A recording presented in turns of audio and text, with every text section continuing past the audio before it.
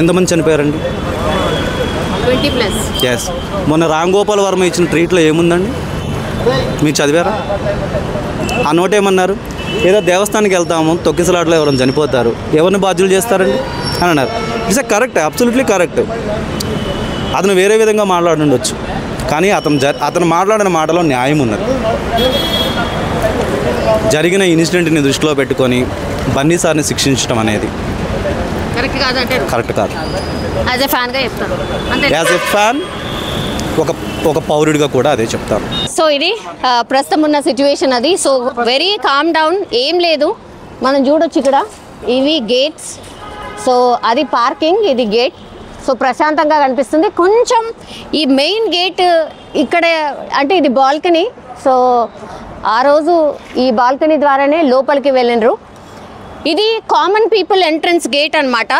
ఇక్కడ మాత్రం మనం చూడొచ్చు ఆ గేట్ కొంచెం వంగిపోయింది, స్పష్టంగా మనం చూడొచ్చు. అంటే ఆ రోజు క్రౌడ్ ఎంతలా వచ్చింది, దాన్ని మేనేజ్ చేయలేకపోవడం అనేది స్పష్టంగా ఈ గేట్ని చూస్తే ఇక మనకు అర్థమవుతుంది. ఇది గేట్, ఇక్కడ చూడండి బ్రేక్ అయిపోయిన పరిస్థితి. ఇది యాక్చువల్లీ దీనికి అటాచ్ అయి ఉండాలి, కానీ మనం చూడొచ్చు పూర్తిగా వంగిపోయిన పరిస్థితి. ఏదో తాత్కాలికంగా మరమ్మతులు కూడా ఇంకా చేయనట్టున్నారు.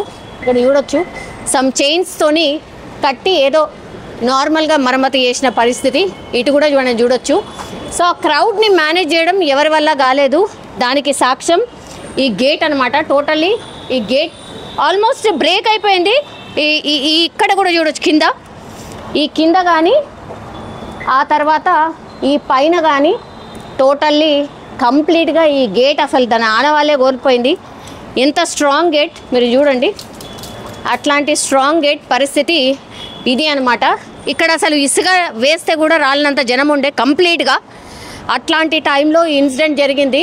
అండ్ ఇక్కడే ఈ ప్లేస్లోనే రేవతి అండ్ ఆ తర్వాత ఆ ఫ్యామిలీ పూర్తిగా చిన్న భిన్నమైనటువంటి ప్లేస్ ఇది.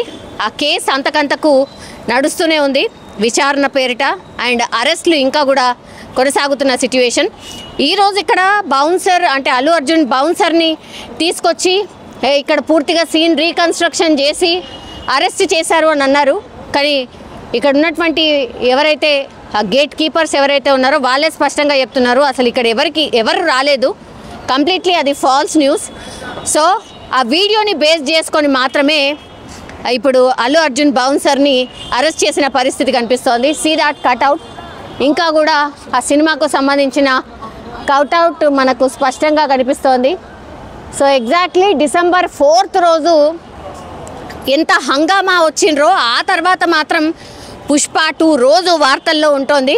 బట్ పాజిటివ్గా కాదు, నెగటివ్గా ఇదే చాలామంది ఫ్యాన్స్ని కూడా ఇబ్బంది పెడుతున్న అంశం అనుకోవచ్చు. సో ఇది సంధ్యా థియేటర్ దగ్గర నుంచి గ్రౌండ్ రిపోర్ట్.